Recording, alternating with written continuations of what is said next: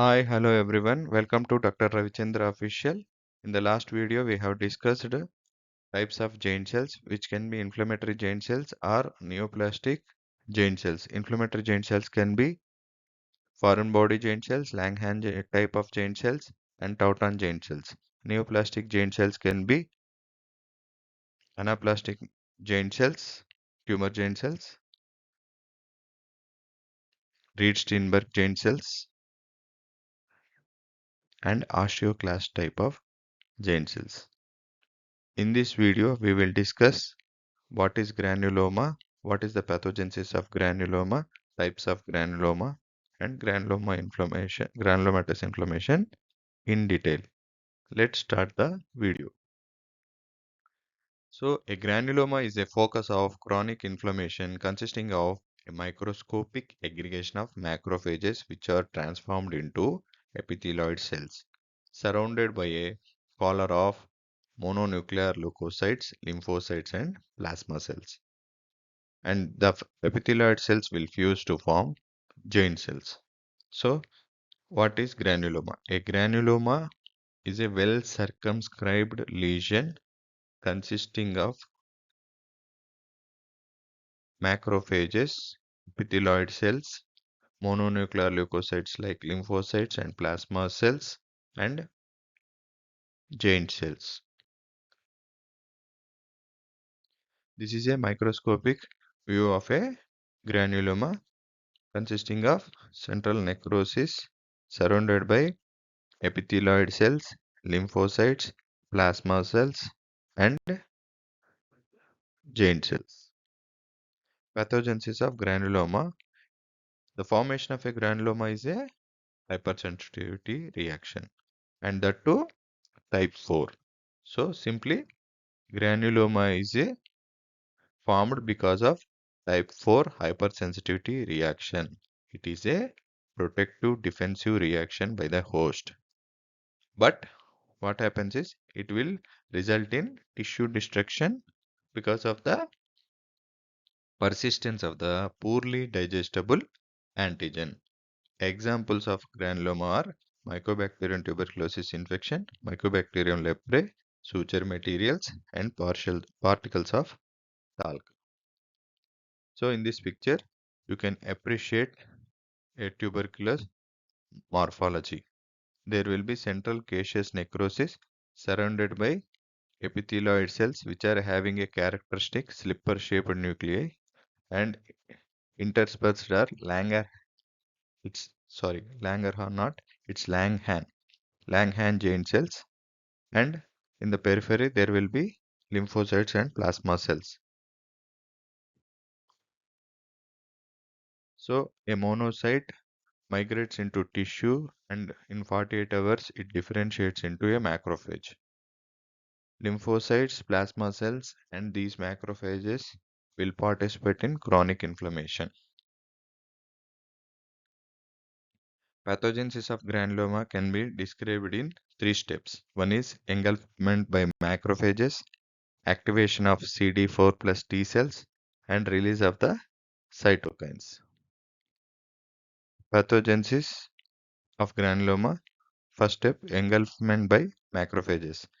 The macrophages, which are blood monocytes that are differentiated into tissue macrophages after 48 hours. They will engulf the antigen, try to destroy it, but since the antigen is poorly degradable, these cells will fail to digest and degrade the antigen. Next, there will be activation of CD4 plus T cells. Second step is activation of CD4 plus T cells. The macrophages are antigen presenting cells and they have failed to deal with the antigen. Now they will present the antigen to CD4 plus T lymphocytes. These lymphocytes get activated and release lymphokines like interleukin 1, interleukin 2, interferon gamma, tumor necrosis factor alpha or TNF alpha. IL-1 and IL-2, that are interleukins 1 and 2, will stimulate the proliferation of more T cells. Now interferon gamma will activate the macrophages and transform them into modified macrophages, which are epithelioid cells, and they have the characteristic feature slipper-shaped nucleus. Tumor necrosis factor alpha will promote fibroblast proliferation. Growth factors, transforming growth factor beta and platelet-derived growth factors. So, with all the help of this, a granuloma is formed, having macrophages which are modified as epithelioid cells will be present in the center, and few epithelioid cells will fuse to form multinucleate giant cells, and these are surrounded by peripherally by the lymphocytes, and among the lymphocytes mainly T cells. Necrosis may be a feature of some granulomatous conditions. Then they are called as caseating granulomas. If there is no necrosis, it is non-caseating granulomas. Example of caseating granulomas are tuberculosis. There will be central caseous necrosis. Characteristic feature is cheese-like appearance. And in the granuloma, finally, in the there will be healing occurring because of the help of fibroblasts or collagen.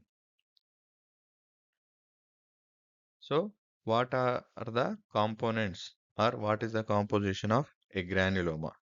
So, a granuloma is made up of epithelioid cells, which are modified macrophages, multinucleated giant cells.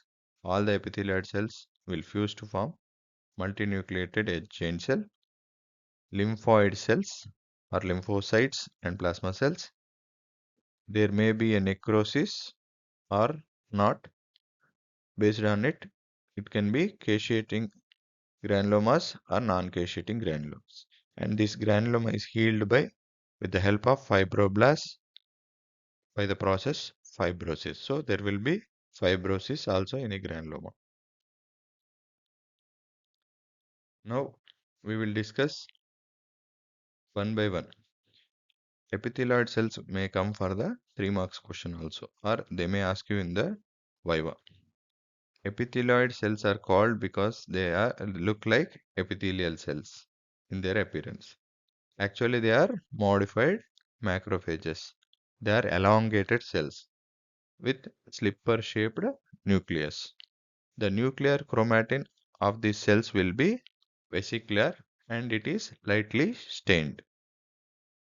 Cytoplasm is abundant, pale staining with hazy outlines. Epithelioid cells are weakly phagocytic. So, what are epithelioid cells? They are named because they look like epithelial cells in their appearance. They are modified macrophages with elongated cells having slipper-shaped nucleus, vesicular nuclear chromatin which is lightly stained, abundant cytoplasm, pale stained with hazy outlines. And these epithelioid cells are weakly phagocytic. Multinucleate giant cells. Epithelioid cells will fuse to form a multinucleate giant cells. So they will have 20 or more nuclei. Like epithelioid cells, these giant cells are also weakly phagocytic, but they have a capacity to produce secretory products which help in removing the invading agent. Lymphoid cells, as a cell-mediated immune reaction to the antigen, the host response by lymphocytes is integral to composition of a granuloma. Necrosis may be a feature of some granulomatous conditions. Example, central caseous necrosis in tuberculosis. Cheese-like appearance is a characteristic feature of caseous necrosis. Fibrosis is a feature of healing by proliferating fibroblasts at the periphery of the granulome. Examples of granuloma conditions. Bacterial, it can be tuberculosis, leprosy, syphilis, granuloma inguinale, brucellosis, cat scratch disease, tularemias, glanders disease.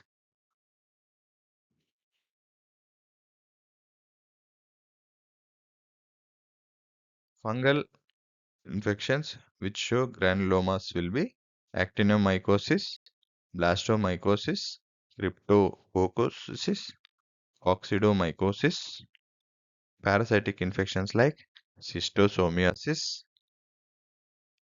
and miscellaneous diseases like sarcoidosis, Crohn's disease or regional enteritis, silicosis, berylliosis, and foreign body granulomas will come under the granulomatous inflammation. So, in a nutshell, a granuloma consists of epithelioid cells, which are modified macrophages, along with the epithelioid cells. Few epithelioid cells will fuse to form multinucleate giant cells. They are also present in a granuloma, and there will be peripherally lymphocytes and plasma cells surrounded by fibrosis. These granulomas can be caseating or non-caseating. Granulomatous inflammation occurs by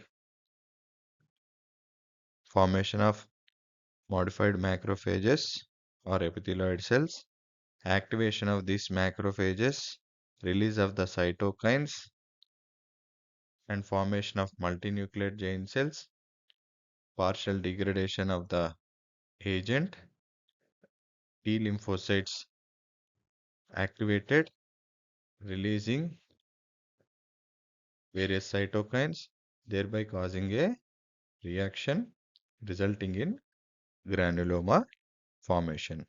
And fibroblasts will help in healing the granuloma. Thank you for patient listening. Like, share, and subscribe Dr. Ravichandra Official for more interesting videos.